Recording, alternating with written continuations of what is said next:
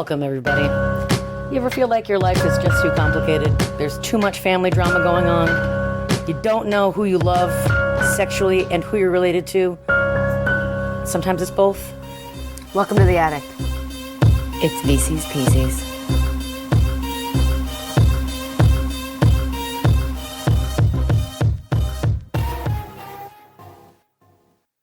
On me.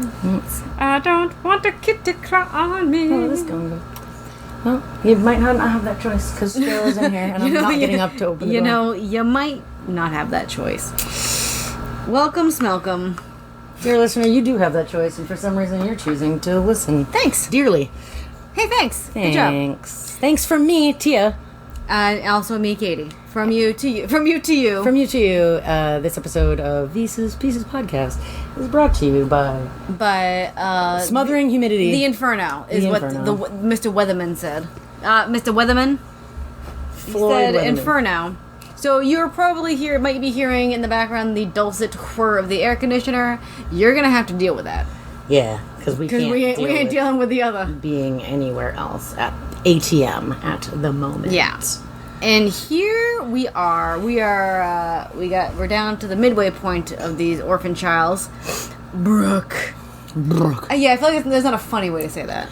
Well, I don't know if I've told you before, but I don't think any name that starts with a BR is a very nice sounding name. And I apologize to any of you out there. Yes. I think it's partly because of the way my dad kind of like brrr a B. Did your mic pick up that cat sneeze? It probably did. She was like, so yeah, like Brooke, Brian, Brenda, Brisket, Brandon, Brisket. Brisket, get over here. No, put that down. Brisket. That's probably some guy's dog's name, like in Texas. Okay. If you have a dog named Texas and you live in Brisket, please. Do you live in the Brisket? Please give us a call. Are you sweaty meats? 1-800 heat stroke. Stroke until it's hot. Who is reading the back sentences? Me. I don't remember. Me. I think I did the first one. Okay. Right? Yes, you did. Right? Okay. Yes, you did. Ow. Okay. Brooke. This is Brooke. It's Brooke. Whisked away from the orphanage into a glamorous life, she was surrounded by every privilege a girl could want. But all she really wanted was to be loved, just as she is. A Brooke with wheat hair. Wheat. And a faded pink ribbon. Yep, we start out in an orphanage. As we done do be doing. And she says, well, she didn't remember her mom. Her mom dropped her off when she was 2, I believe. Okay. And all she has is a faded pink ribbon that was tied around her tiny toddler skull. So don't fuck with that ribbon. We're setting it up. Don't fuck with the ribbon. She has wheat hair. Wheat hair. So immediately I'm thinking, like, am I reading an alternative cut of Butterfly? Yeah, thank you. Spoiler alert, Brooke, a.k.a. also Butterfly.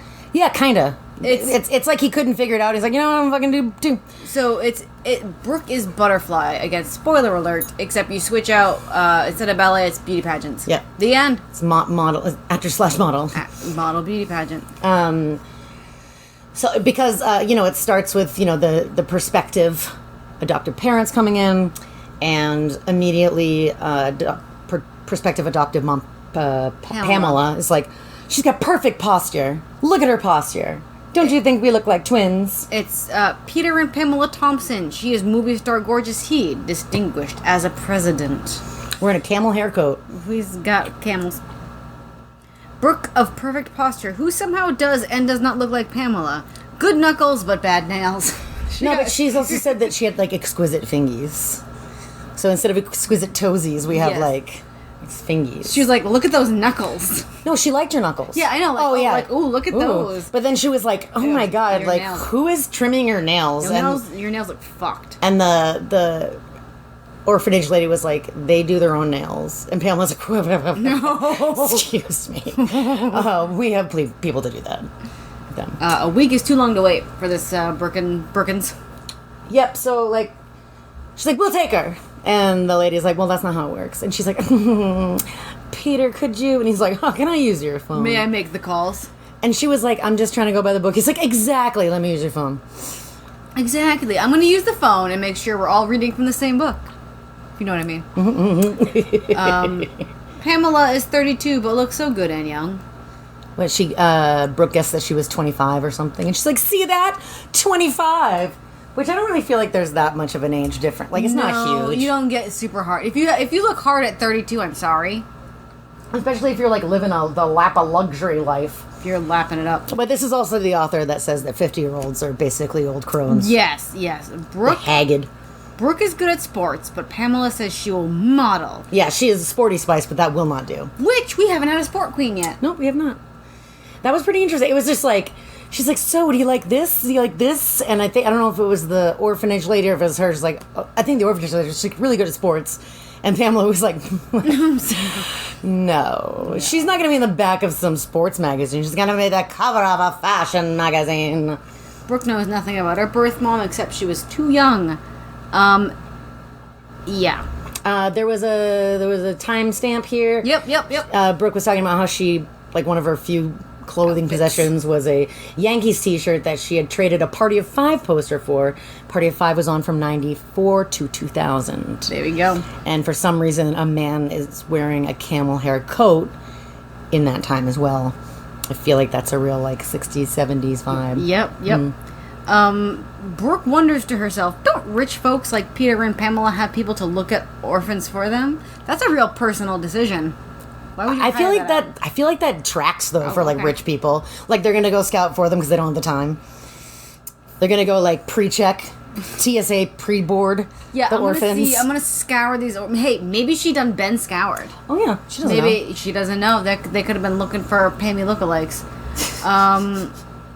First stop is Bloomingdale's and the Rolls Royce and try on clothes. A gold Rolls Royce for hours. Immediate Pretty Woman montage. Immediate. And she buys her like. Pamela's like, you gotta check. She's been so good, Peter. And Peter's like, I was thinking that too, Pamela. And she's like, I feel like she needs something special. Like, you're absolutely right, Pamela. She's like, what about one of those new Cartier watches we saw when we came in? He's like, oh, you're so smart, Pamela.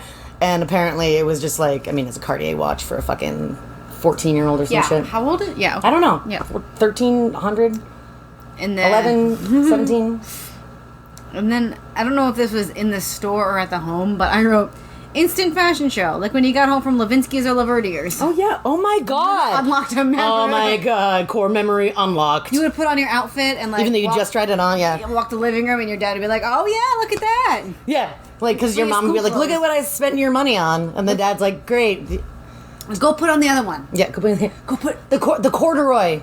Put that with the corduroy overall. No, show it. No. Dress. The other one we bought. The turtleneck. The corduroy and the turtleneck. Because I feel like maybe it was that, like... I would like a poll, please. Did you do a fashion show after you went clothes shopping? Because some folks, I think, this is not an experience they have. I don't think it's something that happens It's not anymore. universal. Or maybe it's just like when you're younger, but not when you're older. I don't know if kids do it these days. These days. Did you? Where are you from? What region? Is this regional? Do you have children that do this now? Do you know children who do this? Is it of an age? We're elder millennials, so is it of an age? Okay. So they drive to the house. It's a ginormous plantation-style house, somewhere in New York, which I thought was interesting. Because she said it evoked Gone with the Wind. I had before that. Vibes. There are no some try-on notes. Sorry, from the fashion show. I guess it was at the at the store. Bloomingdale. There are no feminine lines in jeans. Pamela, have you ever seen like a fucking hot ass lady in like a pair of like jeans that are painted on? All right, let's think about this though. This is 94 to 2000, so we're talking like mud jeans, low rise, flare. There's not a lot of. There's Millie the sales girl. Come on now, Millie the sales girl. I'm just saying, there's infinite names in the world. All right, there's been a few Millies. That's my point. Yeah. Give me a letter, and I'll give you a name that wasn't in a V.C. Andrews Niederman book. Vicky Andy. There we go. She wears clothes like she's about to catch a baseball. Sports! She's like, look at you. You look like you're about to catch a baseball. And she's like, I would catch one if you threw it right now. That's the thing. I like it. I enjoy it. It's a sports. Watch for her precious little wrist. Yep. Is the thing that I wrote down. And then he's a lawyer, politician. She was almost Miss America and a runway model. And here we do be at the mansion, and the butler Sackett has small dark eyes and a long nose that looked as if it was still growing down towards his thin mouth and sharply cut jaw. The paleness in his face made the color in his lips look like lipstick. Sharply cut. And then the oh god, Sackett. Sackett, yeah. Sackett. Yeah, Sackett. Sachet. Yeah, sachet away. A sack of it. Yep. Sackett. We also That's not a fucking name. It's a last name. I'm sure. Then we're introduced at the same time to the maid Jolene, who didn't look much older than 30 herself, but she was very plain, no makeup, her nose too small for her wide, thick mouth. Her nervous brown eyes blinked rapidly. So that sounds terrifying to see. Like, I'm all for, like, equal, opportunity jobs, but, like, I feel like it would be distracting for me to talk to someone who was just rapidly blinking. Well, you're obviously not an equal opportunity employer. I just said that I thought I was, but I don't know. Ma'am. That wasn't you. Yeah, you can probably hear my cat Penny screaming outside of my bedroom door. She wants to come into the air conditioning. She's going to come in and then she's going to scream to get out. Okay. It's going to be an endless thing. That's why I did not sleep last night. Wow. Pamela has to moisturize immediately upon returning home. My God, the air conditioning. It's dry. The air conditioning and whatever was in that orphanage, oh my God, goodbye. I have to go moisturize. She, like, scurries off before, like, Peter and Brooke even get to... like the front door. She bought the bracelet. The entryway tiles resembled chocolate and vanilla ice cream. That was an interesting descriptor. Random white grand piano. I thought... Oh, shit. Cat ass. Excuse me. So this was a note that I thought was very... So this is a fucking huge ass house. It's like almost 10,000 square feet. And she talks about how the stairs are carpeted. Thick, carpeted stairs. Ew! What the... What? Because I'm picturing like, one of those, like, curved... It's like a curved grand staircase with thick carpet? The hell is that shit? Is it the thickness that you don't like? Or the carpet? Both. Okay. Like, what... No. Brooke has a thought about Peter. He has to be smart to earn all this money. Girl. Yeah, there's a white grand piano, but no one knows how to play it, which is very interesting. It's a. And I'm like, I wonder why they mentioned that. You might know it later. Peter says Pamela is one of those women who just want the machine to keep producing, but don't care to know anything about the machine, which is all right. I handle that part of our lives, and she's beautiful and makes me look good. I mean, pretty openly transactional. Yeah, I guess so. Let's see. The art is a good investment. Which, I mean, I'm pretty sure there's really not an interest rate on, like, a piece of art versus, like, a bond or, like, you know what I'm saying, like an investment vehicle. Just a little note for all you young investors out there. No. Wow. Pamela was pretty fucking far from almost Miss America. She lost her state. That is not almost Miss America. She's talking about, like, she was in that the final whatever. No. But she was Miss Aluminum Siding. Which just tickled me. I texted Katie immediately. Miss Aluminum Siding. Oh my God! Then Peter tells Brooke, like, "Oh my God, you're in such good hands with Pamela. Like, she's such a fancy lady." But especially, you're gonna learn a lot of information that's practical for an attractive female. If you're ugly, you don't need this. You don't need this. It's not practical. We're still doing the house tour. By the by, the dining room is set with 12 full play settings. Number one, first of all, if you ever look at, like, home decor stuff, they're like, just leave it set, and it's like, look at that. No, because you gotta dust all that shit. No, you don't. Not if you have servants. Okay, for sure. For sure. But also, Brooke notes, it was so big it could seat every orphan, administrator, cook, custodian, maybe even visitor. Yeah, she was the only orphan there. There's one more. Family room, black leather furniture, red velvet drapes, and a whole wall of Pammy pics. Yes. It's like Sounds very like a Volvo, yeah. Very like a Volvo. red velvet, vulva. red velvet drapes. Oh yeah. As long It's as they like, weren't pink velvet. that's where she brings Peter in, and she's just like, "Let's put on my audition tapes and get sexy." Let's touch my velvet drapes. Yeah, you're practically female. Pamela can be childlike and then seductive. Trope. Yep, that's true. Trope. Don't fucking go into Peter's office alone. Yeah, we but never circle back to that. No, I think it just was like one of those things. I think a lot of times we have like the men being like, "This is my office. This is business time." Office business. Because Malcolm was that way too, right? He was, and Tony Tats, Bartholomew. He has a fax machine. FYI, it was noted. There's opera in the boudoir. She has the troped out giant bedroom, of course, but also makeup. Because how could they have known her skin type, coloring, skin tone? They were probably like, I mean, because She's gonna look like Pamela. Well, because this is also like, Butterfly, the alternate cut. So they were probably like scoping. But I also noted another strange design choice: gingham curtains. Where? In her bedroom. Oh, in her bedroom. In Brooke's bedroom, there's gingham curtains. I would love a bread room. What kind of but like who's designing this mansion to have thick carpeted stairs and gingham curtains? Like, why is that happening? It's disgusting. And an ivory box of barrettes. Yeah, it's good. You gotta. Pamela wants you to be just like her. And then I did red flag emojis after that note for mine. It's what Pamela wants. Brooke has a tiny alarm go off. Girl, same. Yeah. She was like, a tiny alarm went off inside of me. Run! But what could possibly be the danger here? Da-da-da. Keep this... Oh, okay. So she has to have a bath. And we got gotta have a Jolene bath. to come. And we have to keep this not yet 13-year-old from aging with the precise mix of bath oils. Expertly chosen bath oils and such. Like, Measured. it's just like, yeah. It's like that, like, Walter White, like, chemist. Just mixing the bath oils. Remember those, like, oily bath beads? Yeah. You'd get your mom. Do you get them from, like, Avon? Where did They were, like, come shaped from? with, like, things sometimes.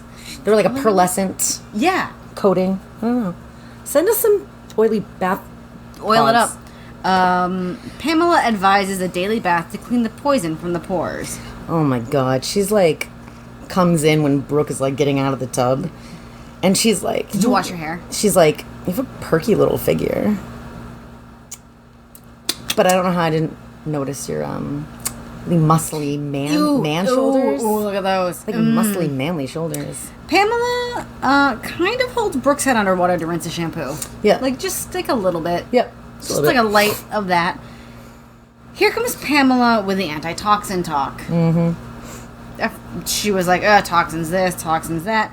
And also, a lot of my notes are, like, ridiculous shit that Pamela said that I was like, oh. Men can never do enough. That's our motto. Nothing. What's the motto with you? Hey.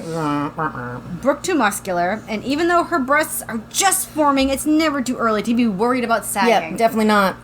Also, she's like, don't have a stank vagine, because it's men want it to be the healthiest place in a woman's body. And then she's like, oh my God, you 12-year-old, you're still a virgin? What? Oh, you're ahead of me. That's crazy. Sorry. Pamela, I know, there's a lot happening. In this whole scene, I think you're taking more notes because the story's shorter. I was trying to get, like...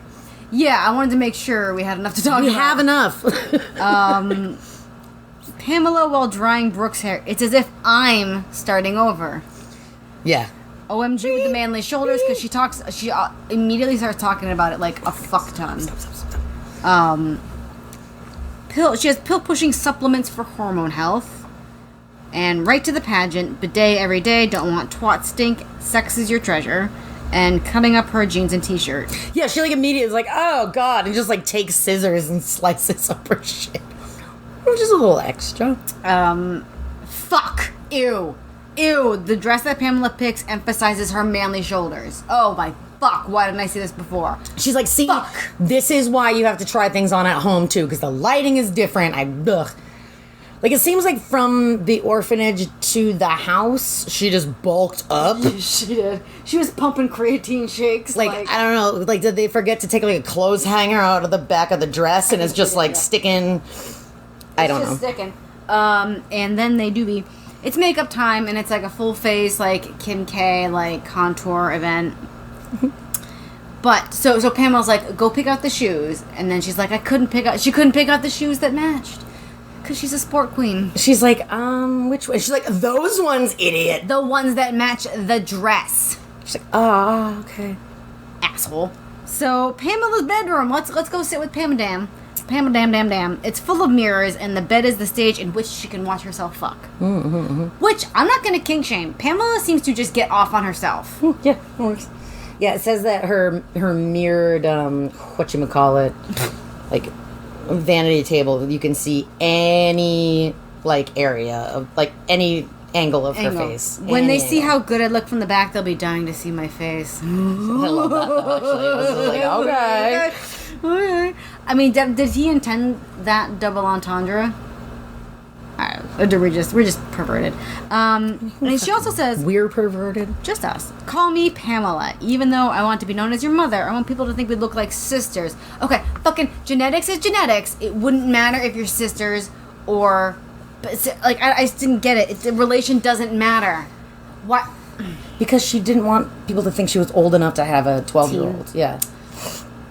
Brooke is the first orphan with fond friend group memories from the orphanage. There we go. Fuck. Pamela finds a dry spot while getting ready. She's like, do you see this? Do you see this dry spot? And Brooke's like, no. I mean, yes. No, yes. What's correct? And then she puts 1,000 cream on it. She has a whole storage closet of, like, beauty stuffs, cosmetic supplies. Because there's so many chemicals and toxins in the air. The water in the mansion is filtered. And let me just say, Pamela would 100 be in an MLM, sweetie. Oh, yeah. So that's that. Shh, Pamela, like, as a hobby, because her husband's rich anyway, yes. So she's, like, got her own toxins. Mercedes. She doesn't have to win it from Mary Kay. Pamela worries split ends into existence and seems to want to be a wax figurine.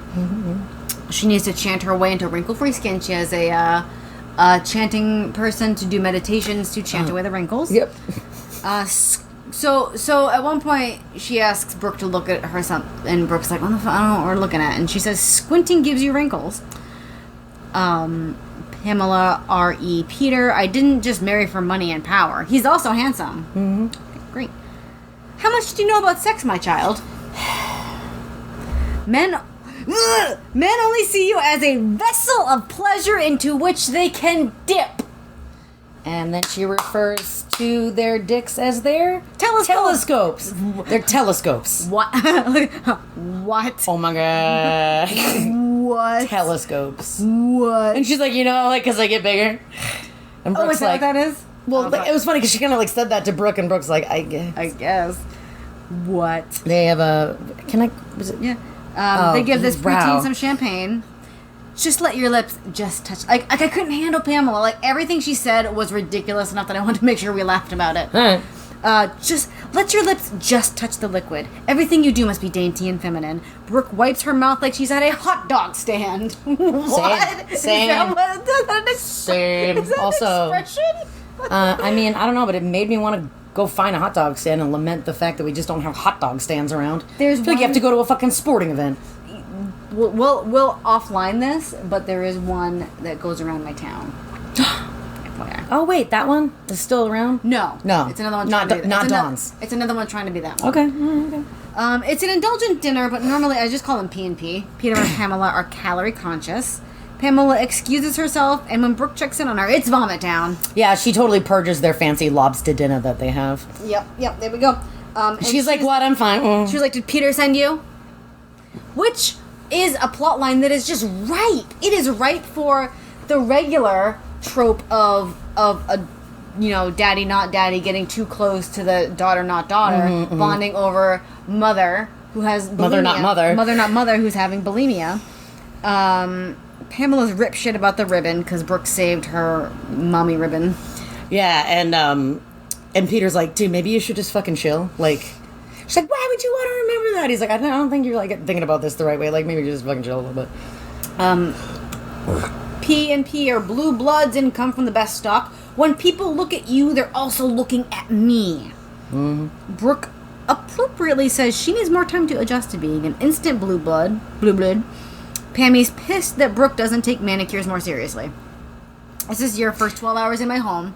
Because she was like, I guess Brooke laughed when she was like, all right, now we're going to do our toes. And she's like, why the who's going to see my toes? And Pam was like, you're going to see your toes. You fucker. You're going to see them. Women, like us, are truly works of art. We are beautiful for ourselves first. Which, if not coming from Pamela, would have been a great, like, bet on me, bet I will, like, Lizzo kind of vibe. If you can't love yourself, how the hell are you going to love somebody else? Can I get an amen up in here? Sure. Oh. Brooke isn't allowed to call one of her buddies at the orphanage, and very soon she will forget she was ever an orphan. And she's like, I kind of don't think that I will. Brooke's inner monologue is like, yo, why this bitch hate orphans, but also get an orphan? Yeah. Time for a padded bra. But yeah, she's like, we gotta go shopping for school clothes. And she's like, are you fucking kidding me? Like, that's what we did today. Yeah, what day is it? Hours ago. And she's like, no. And she like makes her buy a padded bra. And Brooke's like, I'm fucking 12. It reminds Brooke of a catcher's chest plate sports. And a lady pinky ring. Of course. She's like, I did love the lady pinky ring. And I was like, oh, you do needs. You love a pinky ring. Charm lessons until she starts at Agnes Fodor. Hodor. Agnes Fodor. Fodor? Hodor. Is this Agnes Fodor? Hodor. Brooke needs air kissing explained to her, apparently. Yeah. She's like, what do you mean, people? They're going to do European kisses? And it's like, we kiss on the cheek, but they don't really kiss on the cheek. You just press cheeks and go on that side. Pamela wants her beauty pageant ready in 6 fucking months. Mm-hmm. Jesus. And Brooke's like, what the fuck are you talking What? about? When eating, don't put your hands in the air. Hairs will land in the food. In your hair. Don't put your hands in your hair. What? Okay. That's what she said, though. No, she said, like, don't, like, play with your hair when you're eating. Pamela hates teenagers. And a quote, I'm a professional woman. Not like, I'm a professional woman, like, my profession is woman. I kind of like that, though. I was like, you are, that tracks. That is literally what you do. I have a whole thing. I've made femininity a profession. And I don't mean one of those women's liberation creatures you see in the magazines and on television news is complaining. It's a lot, Jesus Christ, about that. It's easier than protesting, and you enjoy yourself at the same time. Who wants to be marching with placards in the hot sun, screaming and burning bras? This was 1999. 94 to 2000. I hope you understand what I'm saying, Brooke. But Brooke knows that men and boys respect her because she stands up to them. Mm-hmm. It's work getting someone to love you. It shouldn't be. Well, I don't know about, like, work, but, yeah. Yeah, not like the relationship work, but yeah. By the way, make up a whole new backstory, don't forget it. Yeah, she's like, oh, by the way, don't tell anyone you're an orphan. She's like, what do you... I think that was, like, on the way to school. Yeah, oh, by the way. She's like, what are you... She's like, maybe you should have told me this, like... At any other moment than this. Any other moment than this. And then they, So she had to transfer due to lower class students. Right. Lower class. And if you need something to talk about me.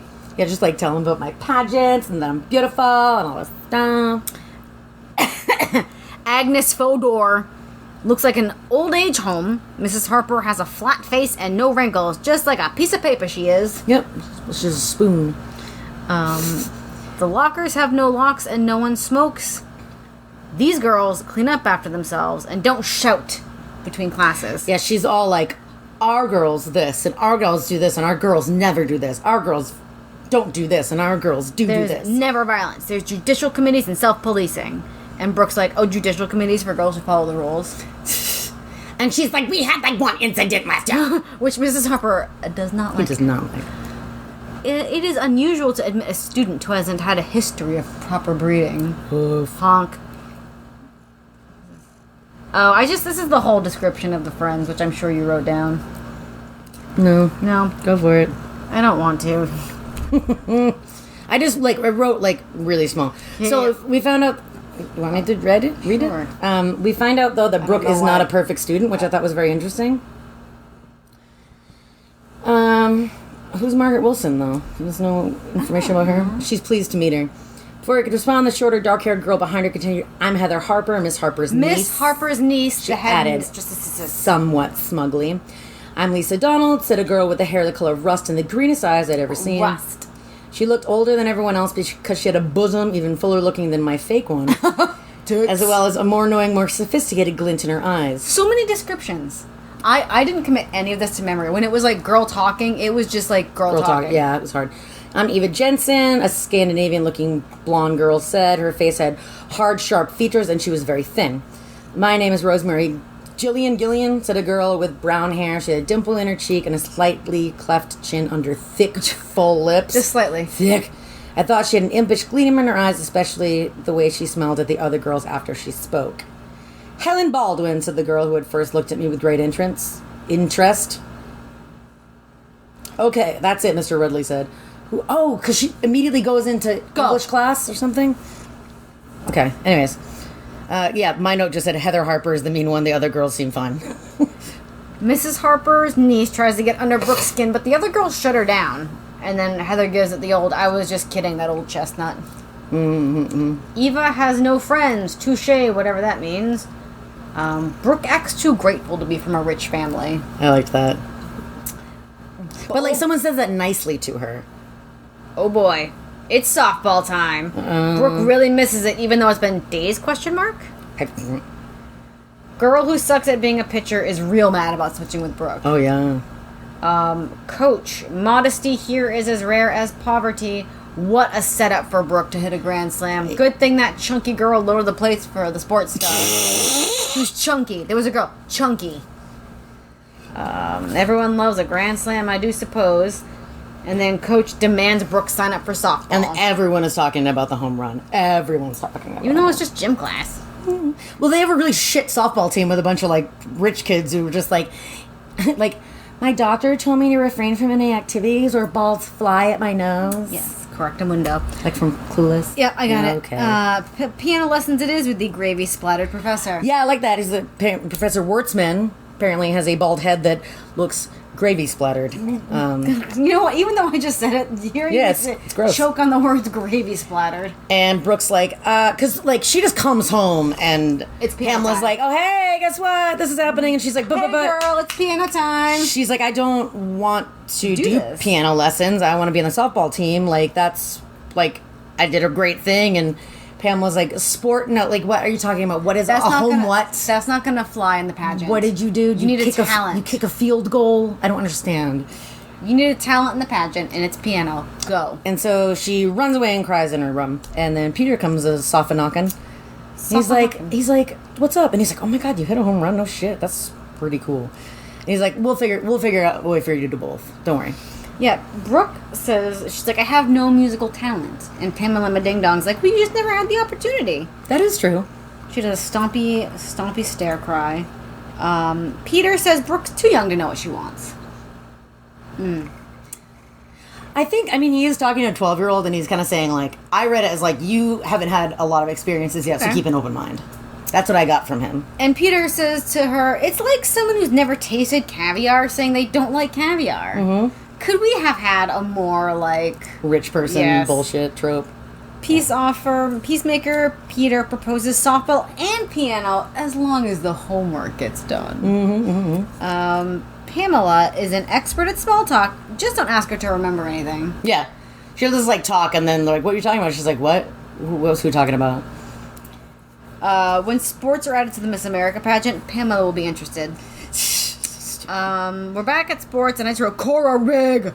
Cora eat many extra food. Oh, I just wanted to say that she hates piano lesson, and Wartzman is a dick when no one's around. Like, he changes his whole attitude, like, when Pamela comes in the room, but when she's not there, he's, like, slapping the piano keys and, like, yelling at her and stuff like that. At some point, it was noted if Cora lost weight, she would be pretty. Yeah, I didn't even note that, because I was like, come on. Professor Piano Teacher, here I am. Professor Piano Teacher is gross, and says Brooke's fingers would be better suited to drums or carpentry. So, the first softball game, she helps win because she actually knows how to, like, play. Like, she gives, like, Pamela refuses to go due to the sun exposure. Yeah, she's like, there's sun and, like, dust. Also, Brooke better wash all the outside off of herself as soon as she's done. And why isn't this the baseball uniform skirts? Oh, God, they're so ugly. And then Peter's like, because they gotta, like, slide. And she's like, what? But he goes and he, like, buys a camcorder. And, like, she, like... Yeah. Because, Brooke, like, gives... Brooke is the best and Peter is proud. Yeah, so she gives one of the like one of her teammates, like, okay, so like this pitcher's pitching like this. Little peppy talk. This will be like if you stand about here and wait for this ball, like that's how it's gonna go. And then that like made it so that the bases were loaded and they were able to win the game, like for the first time in a very long time. And Peter's it's an undefeated team at that time. Yeah. And Peter, like, really tries. He's like, once Pamela sees this amazing thing. Yeah. Nope, because she gives 0 perfumed farts about the game highlights. I know, he, like, puts it in. He's like, check this out. And, like, the whole time she's just like, are you dirty? Why are you dirty? Ew. Put on that hand. You're gonna get Let me calluses. touch you. Oh, my God, your hands. No. You need to wear this every day. She'd rather have a Cindy Crawford than a Babe Ruth. Let's practice our runway walk. Yeah, Pamela misjays her and teaches her how to wear even more makeup. Because Brooke's like, I'm not that pretty. And she's like, hold on, let's sit down and do some makeup. And I'm like, wait a minute, didn't you already make her, like, do full face every day already? While they're practicing the runway walk, Brooke plods like a robot, which was an interesting metaphor to me. I feel like robots glide. No, because they're like, chung, chung, okay. chung, chung, chung, Yeah. chung, chung, How? chung. Okay. Okay. And then they do the robot. Mm-hmm. So there's a lot of, when the runway practice happens, there's a lot of screaming instructions with a relax thrown in. Yeah. Pamela pulls a lot of, like, so Brooke will be like, oh, I don't know about this, or like, I don't know, I like chewing gum. Like, that didn't happen, but like, literally anything. Or like, I don't understand why this is important. Pamela does a lot of, like, deep sighs, staring at the ceiling, like, oh my God, fucking count to 10. I can't believe this. Yeah. Oh my God. Beauty must be ignited with enthusiasm. Let this bitch be enthusiastic about things she likes, then, Pam Jam. No. Brooke has the old low self-esteem about her looks, but Pamela gives her, like, a full face. Pamela references... A more full face. Its somehow. fullness is full. Pamela references the dreadful Spice Girls. I know, it's funny because like I was just like, oh, Brooke is Sporty Spice and that won't do. And then she was like, everyone wants to be a Spice Girl. And I'm like, oh my God, she does. She wants to be Sporty Spice, though. After the game, Brooke is a star at school. Heather's jealous, obviously. Yeah, everyone's keen to be her friend. I do enjoy other girls shutting down Heather. We haven't seen that before. They were like, why are you being a dick? Yeah. Mrs. Harper, you're doing well, don't fuck it up. Yep. At one point, Pamela uses the phrase people of quality. There's graffiti that says Brooke wears a jockstrap. I lost my mind. So backstory here, when Katie and I were probably like in 4th or 5th grade, we played a lot of Mad Libs, and we were like, you just unlocked a core memory. You don't remember? I remember nothing. Oh my God, we've talked about jockstrap. I remember okay. nothing. Okay, dear listener. So we were playing on my mom one time, and it was like noun, and she was like jockstrap, and we were like, what is that? And she explained what a jockstrap was, and our little like 9-10-year-old minds like could not handle it. And then I believe the next Mad Lib that we did, we just used jockstrap for like noun, adverb, verb, adjective. It was like jockstrappingly and like jockstrapped and jockstrappish. Like, we just lost it. We were like, oh my God, it was incredible. The best news we ever got as children. Jockstrap. Pamela gives 0 shits about Peter's work, so Brooke tries, FYI. Mm-hmm. Brooke picks up tennis wicked fast. Yeah, she goes to Lisa Donald's house. Lisa Donald's like, hey, want to come by my house? My cousin, Handsome Harrison. My cousin's going to be by, and like, we'll play tennis. They don't call him Handsome Harrison. His name is Harrison, and he is handsome. That is my name for him. Well, it's interesting, too, because she's like, you know, Brooke's like, I don't know how to play tennis. And then Heather's like, why? As if, don't you have a tennis court? And she was like, yeah. And she was like, well, why? And she's like, why did your father teach you? And she was like, I don't even have time. And she's like, yeah, right. And then all the other kids are like, yeah, who cares? She didn't have time. Who cares? Why would she be lying about not knowing how to play tennis? Oh, she is. Oh, my God. Handsome Harrison arrives with his putty-faced friend. Yep. They're betting virginity or $20. And Brooke and Harrison kind of do like a sass-off flirt. They do. It was kind of cool. They do. Blah, blah, blah game. They play a game. Blah. Because Brooke is so sports, she picks it up wicked fast. Mm-hmm. And then Harrison and, Lisa's like, are you fucking kidding me? Like, there's no way you haven't played before. She's like, I seriously haven't played before. I'm just a sports queen. And then Harrison was like, you fucking duped me. What do you call it? Like when you, like a pool shark? He's like, you tennis sharked me. By the by, Brooke just starts horfing down lunch. Yeah. It was notated in the record of time. And then That lunch sounded amazing, by the way. It was just a fucking spread. Like a spread buffet at like a fancy hotel, but it was their house. And they're just like wandering around nibbling and like the help is like just like resetting up plates and like refilling cheese cubes. And Harrison says to Brooke, yo, those boobs real? Oh my god, yeah. What did I say here? She's a real clapback. She's a real clapbacker. She'll clap back. Yeah, she will. Okay, that's not like a back clapper. I knew what you meant. Okay, I didn't know what I meant. And then I wrote, Lisa seems like a bud, question mark? Yeah. There's another game, next softball game. My next note is big ol' hefty Cora fucks it up at the next softball game. Yeah, we think maybe on purpose because she's jealous that that Brooke came in and is doing so well. But then the coach confronts Cora and is like, what the hell happened? And why did you drop that ball? And Brooke was like, you know what? Like, she's probably just nervous. I've done that before too. Or like I'm thinking about throwing the ball like as I'm catching it. And she's like, I actually didn't ever do that, but I heard other people did. And then Cora was like, okay, cool. Thanks for having my back. Brooke is fucking up at piano too much, so no more practice, and now she needs to practice on the day of the big game. Yep. Shockingly. Well, the freaking piano teacher is like, she's gonna have 4 extra hours of practice per week. The fact that the piano teacher is just called the professor. Yeah, it's stupid. And then Pamela's like, it's gonna be on Saturdays. And then Brooke's like, there's a fucking baseball. No, the big game. It's the big game. And Peter's like, I'll convince her to, like, look, how about you just do it earlier before you go to school? Squeeze it all in. We'll just figure this out. And then all of a sudden, after that conversation, Brooke refers to Peter as her foster father all of a sudden. And to herself as a foster child. And I said, I think I see what Needs is up to here. What? Well, because, like, we were led to believe they adopted her immediately. And then all of a sudden it was just like, oh, my foster dad. And I was like, oh, okay. Like, I'm like, okay, they're laying down, like, the track.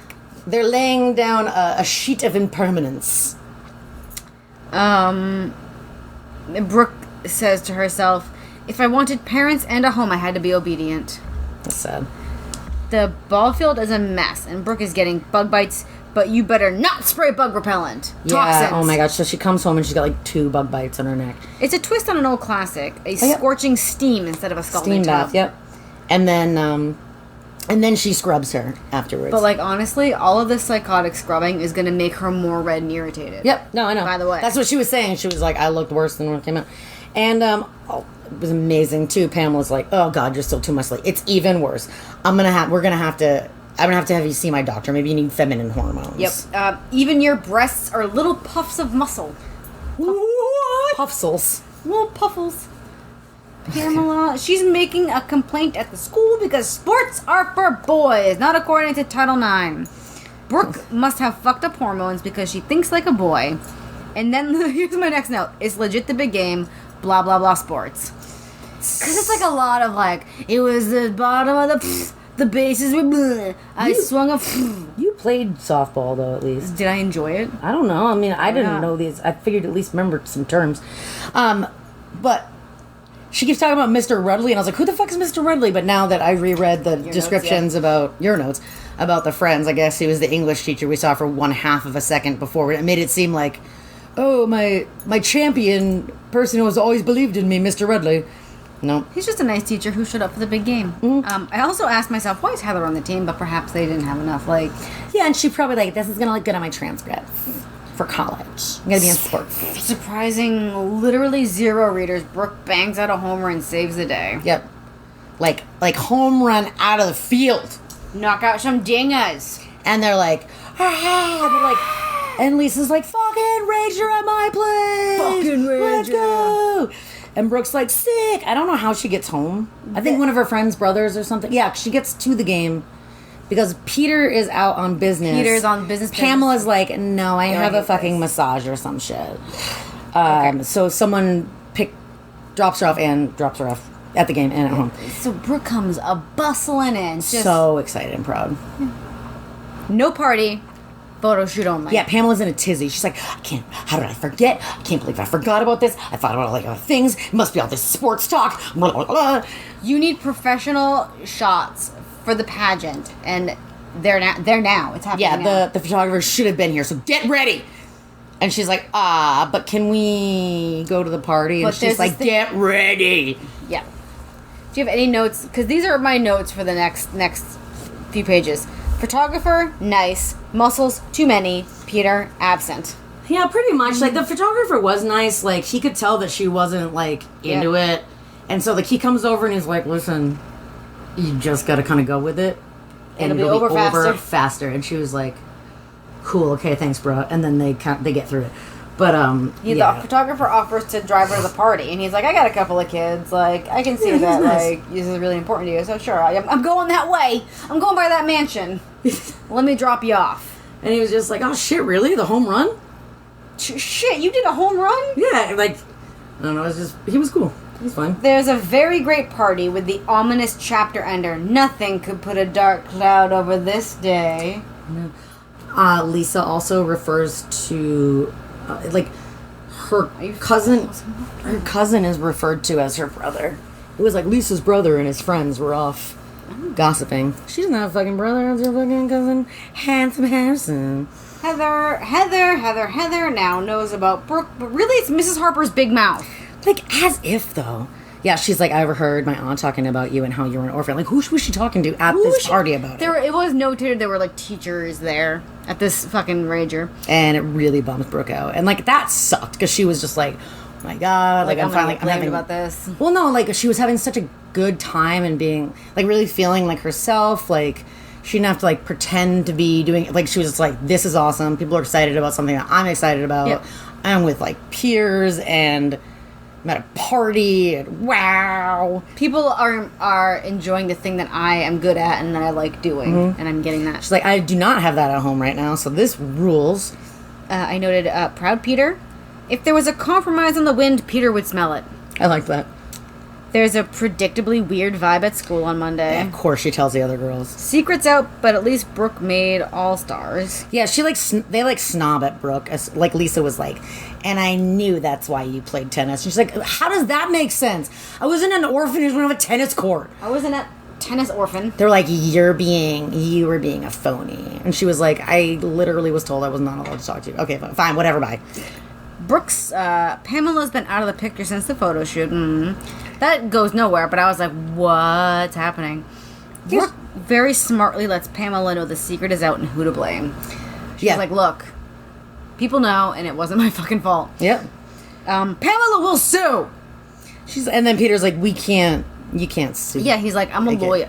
Girl, I am a lawyer. I am a lawyer. There's a heated chat with Peter. Like, she can hear them, like, with raised voices. But when Coach Grossbard, by the way, tells Brooke that she's been chosen for the county all-star team, like, she feels so much better, and she's like, all right, and you know what, I don't need phony friends, like, at least I'll be doing something that I like, and whatever, like, this is a positive thing. Like, she's pretty optimistic, and I like that of her. So yes. So, oh dang, the All-Stars game is the same day as the pageant. Da, da, da. No, the pageant that was 6 months in the future. Like, what? I guess it's taken that long. It's the pageant auditions. Has it been? It's the pageant auditions. Has it been 6 months? It's not the pageant, it's the pageant auditions, which is probably like 3 months before the actual pageant or something. So I'm going to read you my next few notes here. Brooke locks herself in the room and scrubs the pageant girl off. Oh, I have... Yeah, kind of. Yeah, did I skip over anything? Like, first All-Star game is same day as pageant audition. Pamela says, no way to game, yes way to pageant. Brooke says, yes way to game, no way to pageant. Pamela flips and says she's calling Mrs. Harper. Brooke flips and locks herself in her bedroom.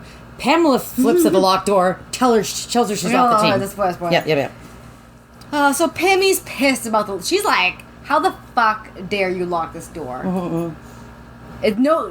No locked doors! Which is a real sure way to get a locked door. And then I just wrote... Maybe don't put a lock on the door. And then I just wrote, oh, scissors. I didn't know where we're going. And then she do be what now? Brooke flips at Pamela's news, and she just starts grabbing chunks of her hair. Like, she goes in her room crying and ties it up with the pink ribbon, and she's like, ah. And then she's just like, I'm not gonna fucking go do this pageant shit. That ain't me. And Pamela is screaming, and it just thought she was just like, I just broke. I grabbed the scissors. I just grabbed handfuls of my hair. I was hacking it off. And then she finally stops. And just opens the door. And Pamela screams and faints.